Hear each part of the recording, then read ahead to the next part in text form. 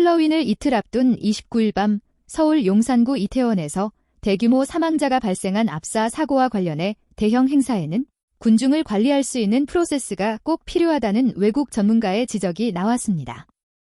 미국 일간 워싱턴 포스트 WP는 30일 이번 참사에 대한 소식을 실시간 업데이트하는 라이브 페이지에서 압사 사고와 관련한 군중 안전 문제, 전문가들의 진단을 전했습니다.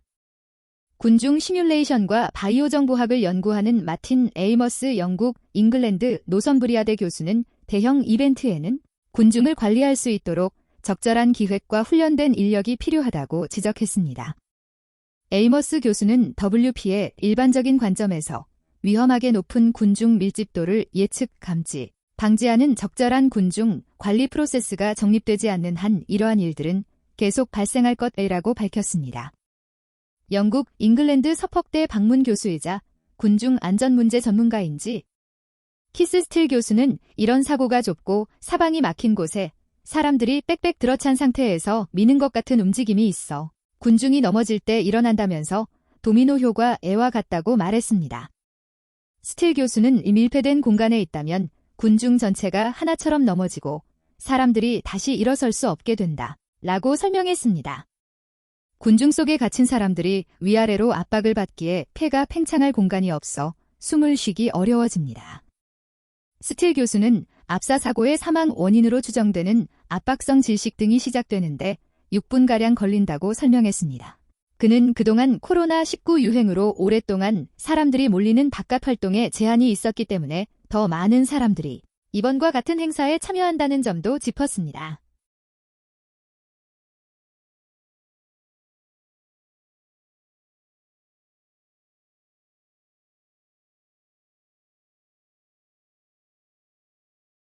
네, 참사가 발생한 이태원에서는 밤새 계속됐던 수색 작업이 오늘 오전에 마무리가 됐습니다. 사망자 151명 가운데 140명 정도의 신원이 확인이 됐는데요. 현재 상황 어떤지 사고 현장 연결합니다. 김지숙 기자, 지금 현장 상황 어떤가요? 네, 저는 지금 서울 이태원동 해밀턴 호텔 옆골목 앞에 나와 있습니다. 사고가 난 곳은 제가 서 있는 곳 바로 뒤에 있는 매우 좁은 골목길입니다. 소방당국과 경찰이 일반 시민들의 출입을 통제하고 있는데요. 오전 10시쯤엔 윤석열 대통령이 이곳을 찾아 현장을 점검하기도 했습니다.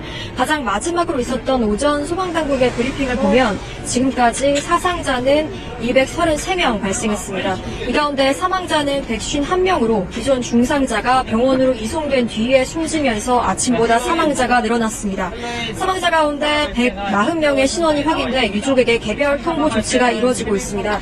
경찰은 오전 11시 현재 사망자 대부분의 신원이 확인됐다고 밝혔습니다. 확인된 사망자의 신원은 시신이 안치된 영안실이 있는 관할 경찰서에서 직계가족 등 보호자에게 개별 통보하고 있습니다. 사망자 가운데 19명은 외국인이라고 소방당국은 밝혔습니다. 부상자는 82명으로 집계됐습니다.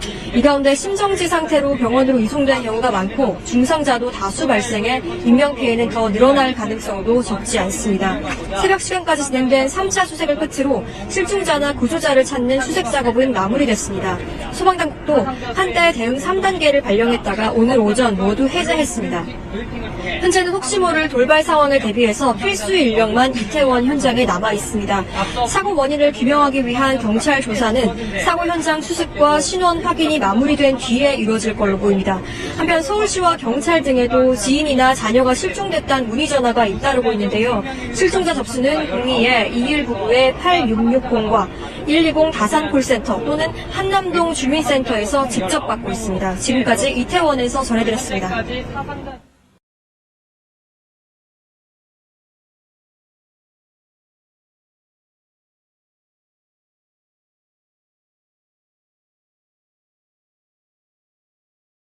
참담한 사고가 발생하여 다수의 사망자와 부상자가 발생했습니다. 우선 어젯밤 이태원 사고로 돌아가신 사망자의 명복을 빌며 가족들에게 깊은 위로의 말씀을 드립니다. 부상자분들도 빠른 회복을 위해 정부도 필요한 조치에 최선을 다하겠습니다. 오늘 10시부터 대통령 주재로 개최된 이태원 사고 중앙재난안전대책본부 회의 결과를 말씀드리겠습니다. 정부는 지난 새벽 대통령 주재 회의 직후 국무총리를 본부장으로 하는 중앙재난안전대책본부를 설치하고 각 부처는 수습본부를, 서울시는 재난안전대책본부를 즉시 가동하여 사고 수습에 총력을 다하고 있습니다. 정부는 대통령의 지시에 따라 오늘부터 11월 5일 24시까지를 국가 애도기간으로 정해 사망자에 대한 조의를 표하기로 했으며 서울 시내에 합동 분향소도 설치하기로 했습니다. 애도 기간에는 전 공공기관과 재외공관에서 조기를 개항하고 공무원 및 공공기관 직원들은 애도를 표하는 리본을 폐용하기로 했습니다. 또한 전 부처 지자체, 공공기관들은 애도기간 동안 시급하지 않은 행사는 연기하고 부득이 개최할 경우 안전을 최우선으로 하기로 하였습니다. 정부는 서울시 용산구를 특별 재난지역으로 선포하고 사망자 유족과 부상자에 대한 지원금 등 필요한 지원을 다하겠습니다.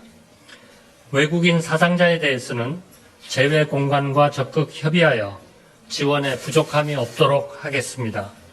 사망자에 대해서는 복지부, 서울시 등과 합동으로 장례 지원팀을 가동하고 부상자 치료에 총력 대응하며 부상자 가족 등에 대한 심리 치료를 위해 국가 트라우마 센터 내에 이태원 사고 심리 지원팀을 구성 운영하기로 하였습니다. 다시 한번 사망자 및 유가족들에게 깊은 애도를 표하며 부상자 치료에 최선을 다하겠습니다. 우리나라는 이러한 재난에 모든 국민이 한 마음으로 뭉쳐 재난을 극복해온 역사를 가지고 있습니다. 슬픔을 딛고 다시 일어설 수 있도록 모든 국민이 함께 해주시기를 간곡히 부탁드립니다. 정부는 모든 부처와 관계기관, 지자체, 의료기관과 협력하여 총력을 다해 사고 수습에 전념하고 향후 후속 대책도 강구해 나가도록 하겠습니다. 감사합니다.